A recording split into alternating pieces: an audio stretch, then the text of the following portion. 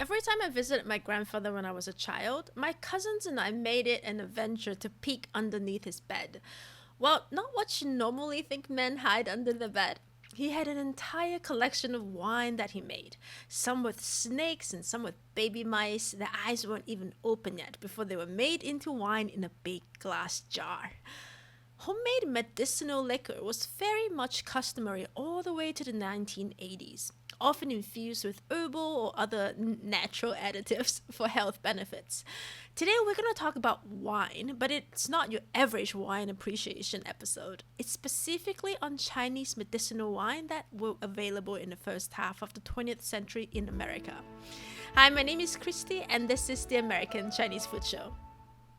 My eyes naturally lit up when I saw the wine list at Tao Tao from 1939.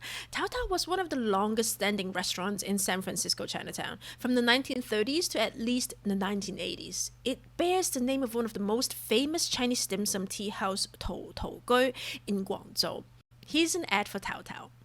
Claiming to serve typical Chinese food with accommodation for parties and banquets up to 300.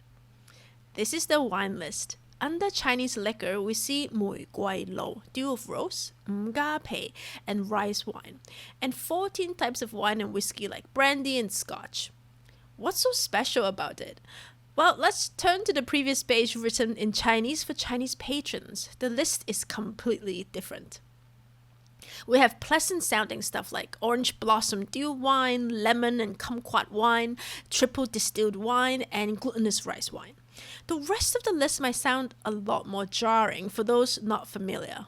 Ginseng deer antler tonic wine, this one people still drink a lot today. Gecko wine, I think my grandfather had a jar of that. Silky chicken feet wine, then panther wine, and tiger bone papaya wine. Are these wines made of real panthers and tigers? Yes, the liquors on Tao Tao's wine list were from 6 different brands. 2 of them I instantly recognize. One is Tong Ren Tang, the other is Lee Wai. Tong Ren Tang was established in Beijing by a physician at the Qing Imperial Court in 1669. At one point, they were appointed the sole supplier of herbal medicines to the Imperial Court. After the collapse of the Qing dynasty, they turned commercial. One of their most famous products at the turn of the last century was the tiger bone wine. The ingredients are pretty straightforward. Tiger bone crushed and left to macerate for years in baijiu, a liquor from fermented sorghum. It's believed to have healing properties and is anti-inflammatory. The other company, Lee Wai, is now the oldest winery still in business in Hong Kong. Founded in 1876 in Guangzhou, Lee Wai expanded to Hong Kong in 1905. Their most famous wines are Mga Pei and rose dew wine. Turns out Mga Pei and rose dew wine were quite popular in the United States to the point that Lee Wai even had a branch in San Francisco in the 1930s.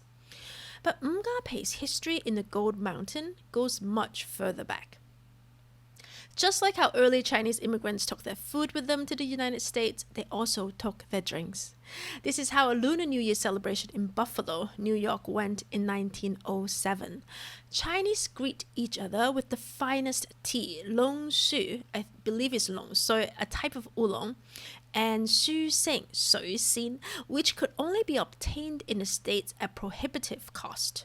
The 3 most common Chinese alcoholic beverages are Mga Pei, or Chinese whiskey, No Mai Chao, No Mai Zhao, sweet rice wine, and Champagne, which the journalists speculated to be pidgin for champagne. Mga Pei even became the focal point of a multi-year long debate. Even though its high alcohol content is quote-unquote not considered by white men to be a beverage because it contains preserved lizards, snakes, and more. So it was allowed to enter the United States from China as medicine. It all changed when the year 1920 came, the beginning of the Prohibition era that prevented the sale of alcoholic beverages for over 13 years. Importation of Mga Pei increased so much that customs services in San Francisco started holding up for investigation.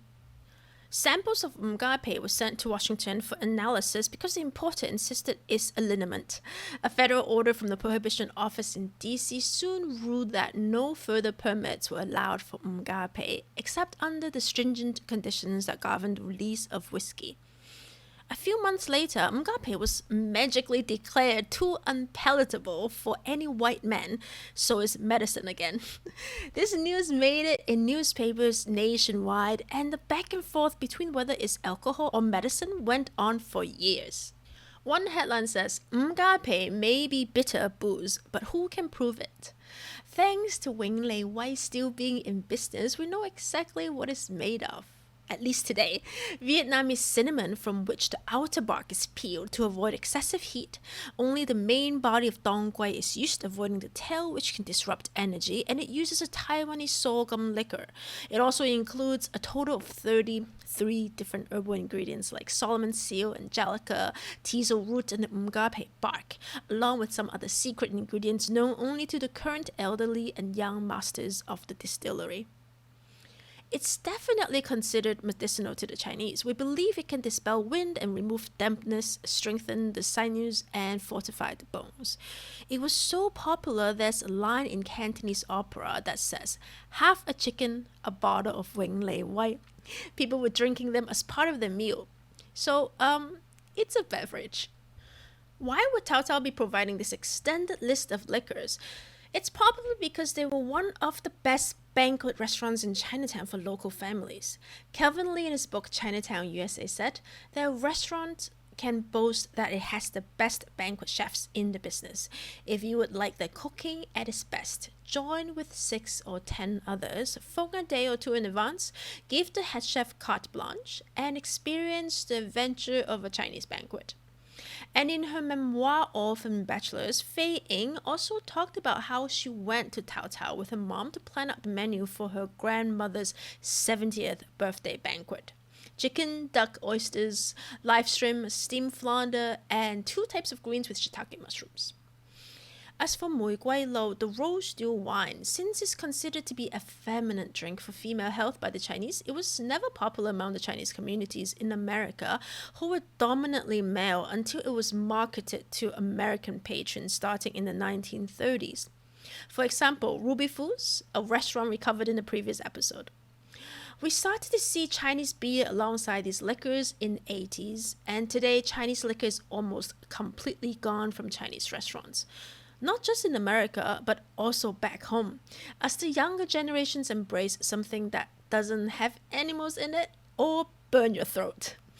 That's it for today's episode. If you like our content, subscribe to the channel. See you soon.